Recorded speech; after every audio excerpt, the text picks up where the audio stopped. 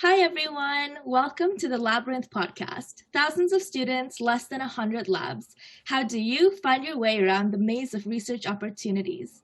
We are UBC Psychi, and this podcast serves as a one-way route to everything you need to hear about UBC Psychology labs. We invite principal investigators and lab members to encourage, educate, and inform students about research opportunities in psychology. My name is Shuren, and I'm the co-president of Psychi.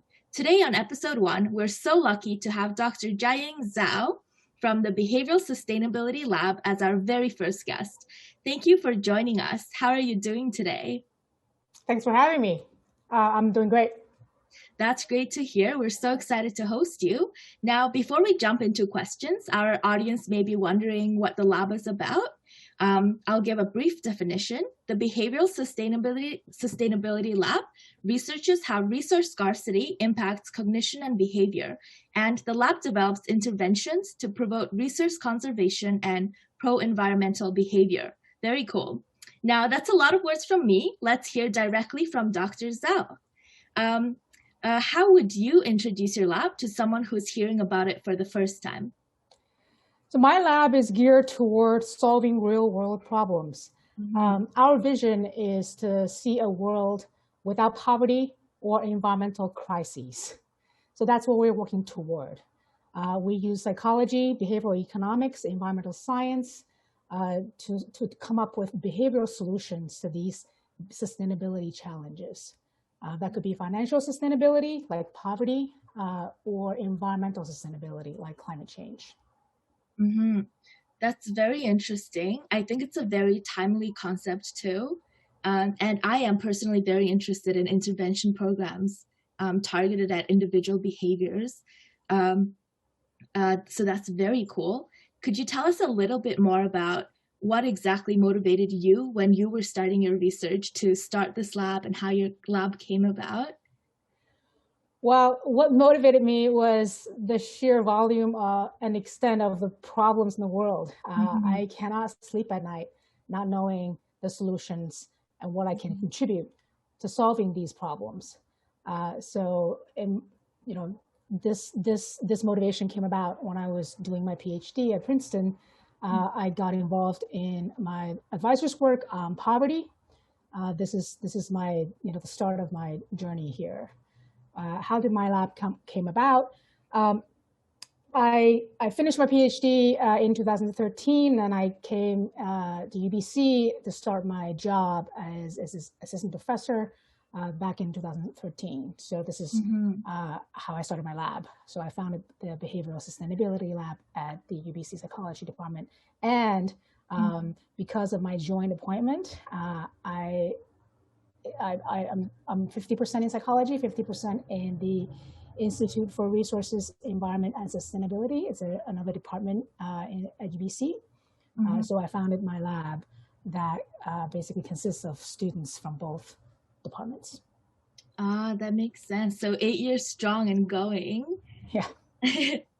I really resonate with what you said about how worrying it is. And I think a lot of students have a misconception that poverty or economic crisis aren't for art students to solve. It's more for, let's say, like the sciences or the economics. So I personally am very happy to hear that our psychology people are stepping into that and offering our solutions.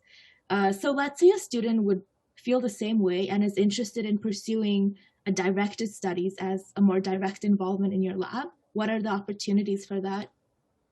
Yeah, I work personally directly with directed study students, honors students, and some research assistants.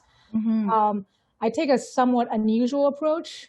Unlike most labs that, basically undergrad students work with graduate students or postdocs, not directly with the principal investigator, I actually work directly with my undergrad students, which takes a lot of time and effort, but it's worth the investment.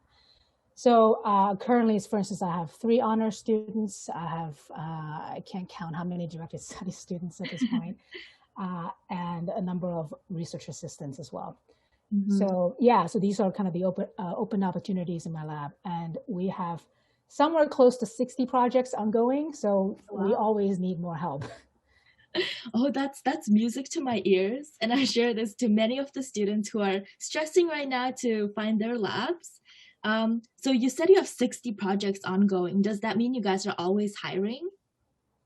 We're always hiring. It's ongoing. Sometimes we post ads, but sometimes we just respond, because I actually receive a lot of emails from students wanting to work with me in my lab. So I take students that way as well. Mm-hmm. Okay. We actually had a question on that, so we'll jump straight into it.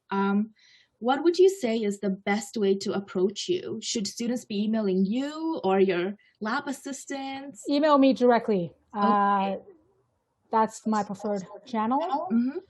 When you email me, make sure to explain why you want to work in my lab, what your interests are, and if you can send me your CV, that would be great. Okay, so you heard it from here, everyone. Email Dr. Zhao directly. So you did mention what to include in the application package. What would you say makes a strong CV or a strong statement of interest? And what would you say are some weaknesses that you've seen in applications before? Right. There's no, one template for the perfect CV. There's no such thing. What I'm looking for is a strong work ethic, that you will commit to the work that you will do. By that I mean you will, show up on time. You actually will meet the deadlines. You will execute on the responsibilities that you're assigned to. I don't really require prior research experience. I don't think that's realistic for a lot of students. Of course, if you have prior research experience, that's an advantage, but I don't require that. Likewise, if you don't have the skills yet in research, that's not a problem, because that's the point of working with us, and so we can train you on research. Yeah, so I think I would look for strong work ethic.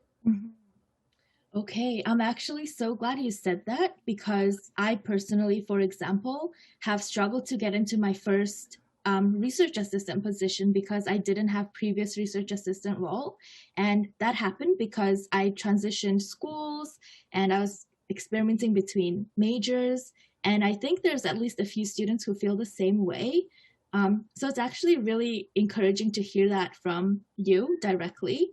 And when you talk about work ethic, could you expand more on that in terms of, as a research assistant in your lab, what work would we be doing specifically? So it depends on the project you're involved in. You can do anything from data collection to survey design or experimental design to data analysis. Literature review is kind of a low bar. I mean, I don't expect you to do a literature review. That's really boring. I want you to become a co-lead in the project. So not just be kind of a manual labor of data entry. That's something that we avoid doing. Actually, we don't need anybody to do data entry. Everything we collect is already entered. So I really encourage my, especially my undergraduate students, to take the lead in their own project. And that's the case for 3 of my honor students so far. They're working on their own projects with me. So that's what I encourage my students to do. Awesome. Yeah, honor students, it's no surprise that they're performing really well at the lab.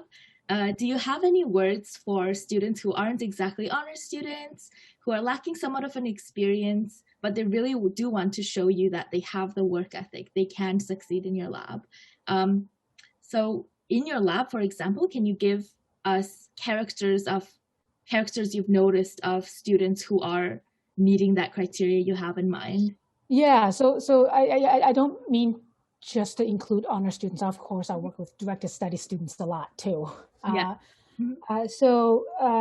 This means, really do the job that you're assigned to, or you are committed to, by the deadline. That's what I mean. Because I see a lot of students who said, yes, I want to work with you. I want to work on this project, and you don't hear from them for months. And when I assign a task to them, they, this is like a, to me, like the lack of performance here, which is not meeting the deadline. That's a huge problem for me. Okay. So I think being able to meet deadlines, being able to execute on the tasks is crucial. That's why I don't require prior research experience, because I think a strong work ethic will take you there, regardless of the project, right? So yeah, that's what I mean by strong work ethic. Okay, that makes a lot of sense. You mentioned that students can directly email you. Do you do the interviews yourself as well? Yeah, so if I have the time, right. I will interview the student directly. Usually I will, ask in email what are you interested in, what projects you want to get involved in, and then I will talk to the student with my graduate students just to see if there's a good fit, right, between the student and us, because this has to be a mutually beneficial relationship. I absolutely object to, basically free labor or voluntary labor that only benefits the lab and not the student. Right. So the student basically either is paid or gets course credits from working with us. At this point, I don't think we have any free voluntary students or RAs in my lab, because I don't think that's the equitable thing to do. Okay, yeah, that's very exemplary. I think it's a topic that's only now getting some attention, and it's really nice to hear that our UBC labs are already starting to do that. So on the topic of interviews, let's say you were conducting an interview. We were kind of hoping to show our listeners what a common interview question would look like, and I'll try to answer it on the spot if that's okay with you. And I was hoping to receive feedback on what I did well, if there's any points I do well, and how you would have wished a student would have responded differently. Okay, so you want to do an mock interview now? Yes, okay, let's do this. All right. A few questions. Oh, this is assuming you are applying. You are basically you're acting as the applicant who wants to work in my lab. Yes. Okay. Well, my first question is, why do you want to work in my lab? Thank you for your question. I actually had a lot of time to reflect on why this lab and not the other labs. And the reason for that is it resonates with the issues that I truly cared about, but I wasn't aware of my impact that I could take as an undergraduate student, because the issues of poverty, economic pollution, these all seem like really big concepts that are beyond my reach. But I think if I'm a part of an action that's already taking place, then I would be really interested in dedicating my time and effort in your lab. Okay, that would be my answer. Okay, great. What are the 3 qualities that you look for in a supervisor? In my supervisor, I would really appreciate quality feedback. It doesn't have to be frequent, because I understand they're busy working with other students. But when I do put in my time and work, I would really appreciate the opportunity to grow by getting direct feedback. The second would be, I would really look for an equitable supervisor. I wouldn't want to be taking on more opportunities that's only allowing me to grow, whereas I've already had experience in that, and my team members, there are many team members who would have benefited from that experience as well. And lastly, I would really appreciate a supervisor who sets clear expectations. And it can come in a form of writing. It doesn't have to be direct meetings, one-on-one, but I think communication is so important. Sometimes I'll assume me doing something is a good thing, whereas I might actually be wasting time or not doing what you're expecting. Great. So speaking of expectations, what do you expect to get out of this working experience in my lab? From this working experience, as with any other labs, I am hoping to improve my technical skills. So that would include, I believe, critically analyzing research questions, giving my ideas, working directly with participants, learning how to communicate well, learning how to encourage participants to be interested in our study. So apart from the technical skills that other labs can give me, I'm very interested in working with students who are interested in the same topics as I am. And lastly, I'm hoping to improve my work ethics by working with a lab that's very structured and it's a teamwork. So if I don't pull my hold on my deadline, I could potentially set apart a whole project. So I want to put myself in that challenging environment where a lot depends on my ability to have a strong work ethic. So that's what I'm hoping to develop on top of all the other research technical skills. And I know I've mentioned a few already. And lastly, I'm really interested to just hear about the conversations that are surrounding this topic. How are psychologists approaching this issue? Yeah, that's it, I would say. Great. My next two questions are kind of, you already touched on, which is, what are your 3 strengths that you can bring? And what are the 3 areas that you can improve on? Hey, great question. 3 strengths. I would mention my work ethic, my ability to submit assignments and work in a timely manner in a deadline. And the reason why I say that is while I was a full-time student, I was always volunteering in other clubs. There was also time I was doing part-time jobs, and this has allowed me to develop a systematic way to track my calendar. So I would have a written notebook, I have it right next to me. I follow a Google Calendar, so there's no way I would accidentally miss a deadline or not see it coming. That brings me to my second position. Sometimes life happens. Sometimes you can plan everything and still fall behind. So second is honest communication. If I know I'm not able to do it, I will not wait until the last minute. And even if I have waited until the last minute, I will still let somebody know and try to find a solution instead of just presenting the problem on its own. And thirdly, my strength is I'm a team player. And I've always worked in teams in my previous lab experiences, in my previous jobs. And I think what makes an effective team player is your ability to be flexible. You can't always be doing the task that's easy or that's interesting. And you just have to be a reliable team member. If somebody assigns it to you, you should be doing that. And you should also be creating a safe environment for people to enjoy the lab experience they're gaining. Now, as for my weaknesses, it actually ties to one of my strengths, me being a team player. Sometimes in the name of trying to be a team player, I try to do things for other people in anticipation that they might not be able to do it. And I think that puts a lot of stress on myself, and also it might make others feel like I don't trust in their abilities, even though we're equals. And my other weakness is, I would say, my work-life balance, especially everything being online. I have been sitting at my desk for hours and hours, and while I would like to claim that's me hardworking, it does drain my energy, and I think it eats away at my creativity because I'm not paying enough attention to my mental health. And lastly, not that it's my last weakness, I would say my weakness is that I feel like I could be more curious. Sometimes I'm in lectures and I hear really intriguing questions that I haven't thought of before.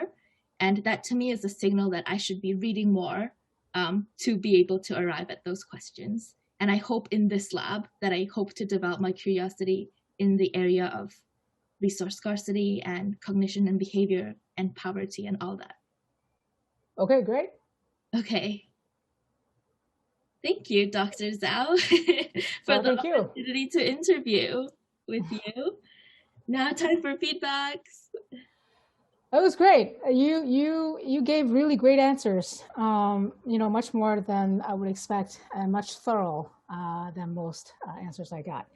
So one feedback is don't call it a weakness. Okay.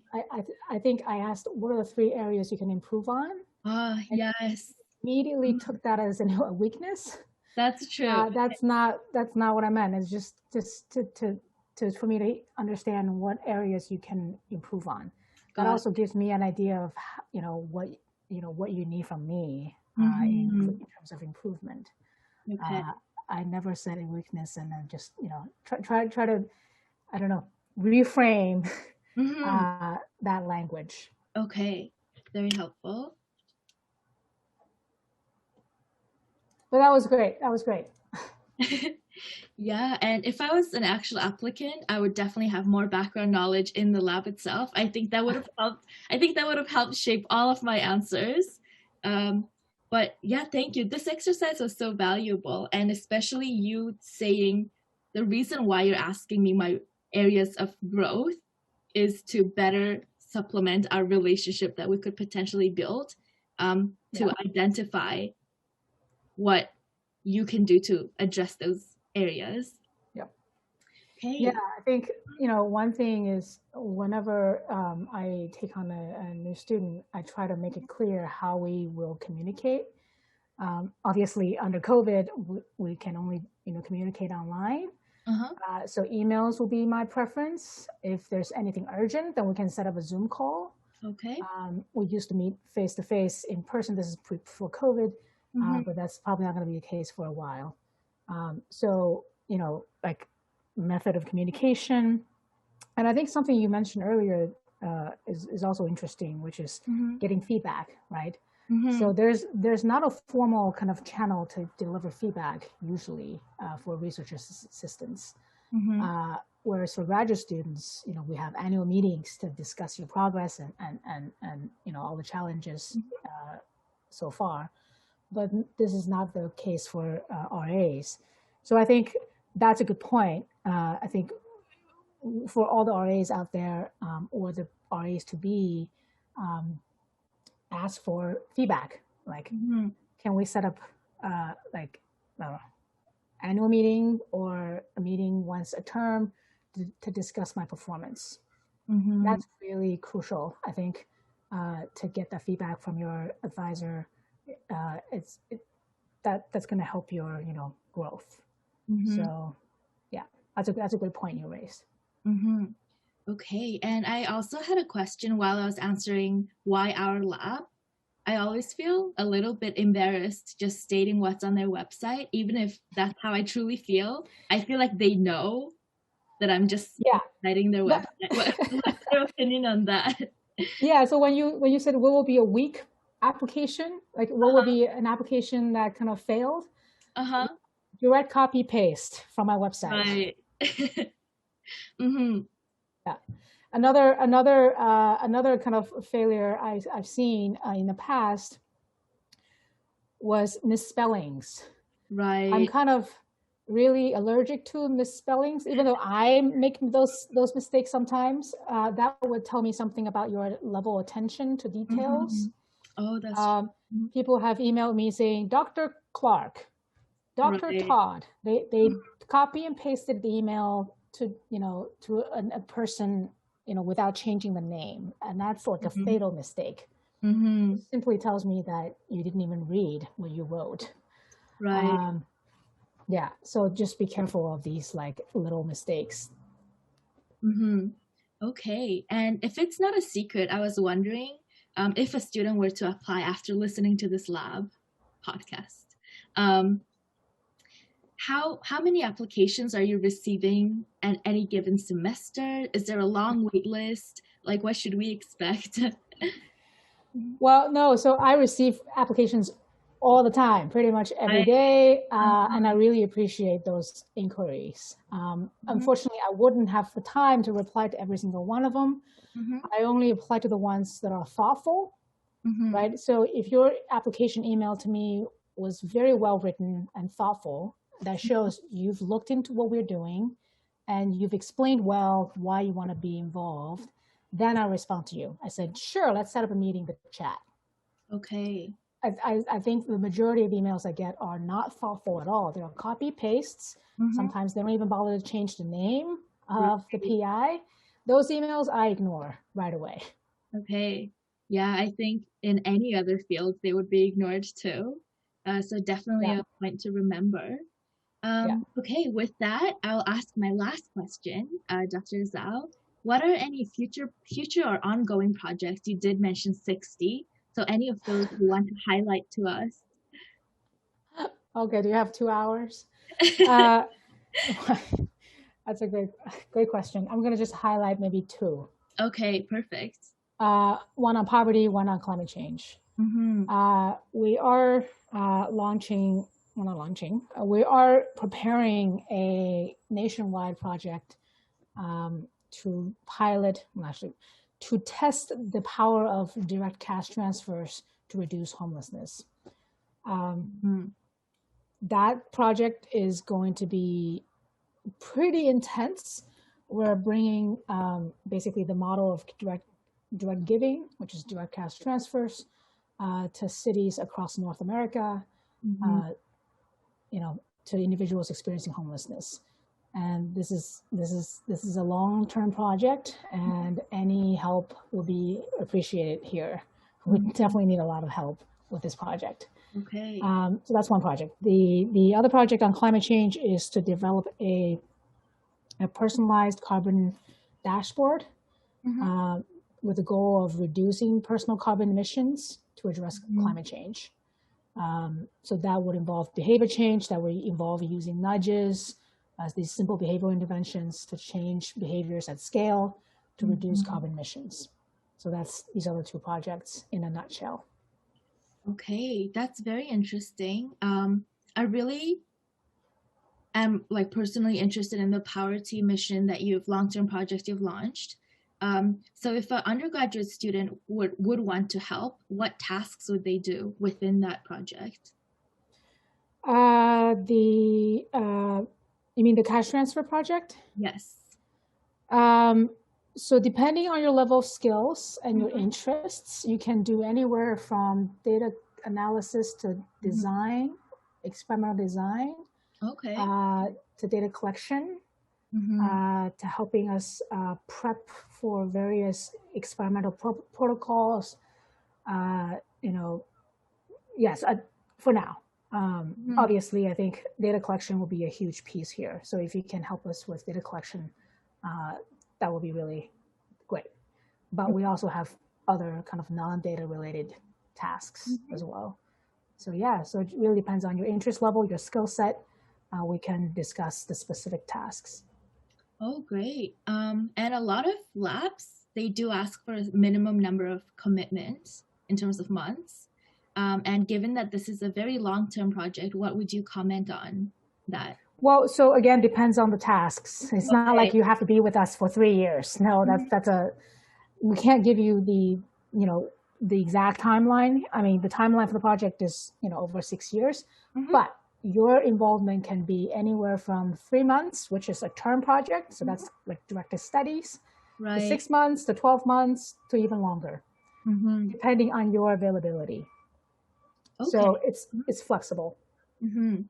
And given that labs are running remotely right now, do you foresee that students would be able to participate from other countries if they're international students? Oh yeah. We have, currently I'm working with students from China, from all over the world. So time zone is not a challenge. It's not a barrier. It's just something that we have to work around. Okay, that's great. So those are all of the questions that we had. Thank you very much for the feedback you've provided on the interview, some red flags to avoid when emailing you, and sharing about your passion project, our research project on such important matters, and for being our very first guest. I really hope students learn more about your lab, learn more about how you see the applications, and the important views that you hold as a researcher as well. And yeah, that is the end of our podcast. So thank you again, Dr. Zhao, for your time. And we wish you all of the best in your future endeavors. In 6 years, I hope to see this project in reality, and I will remember the day that I interviewed you. And for all of the students who are interested in what we've talked about today, please visit the lab website and learn more about it, and stay tuned for our next episodes.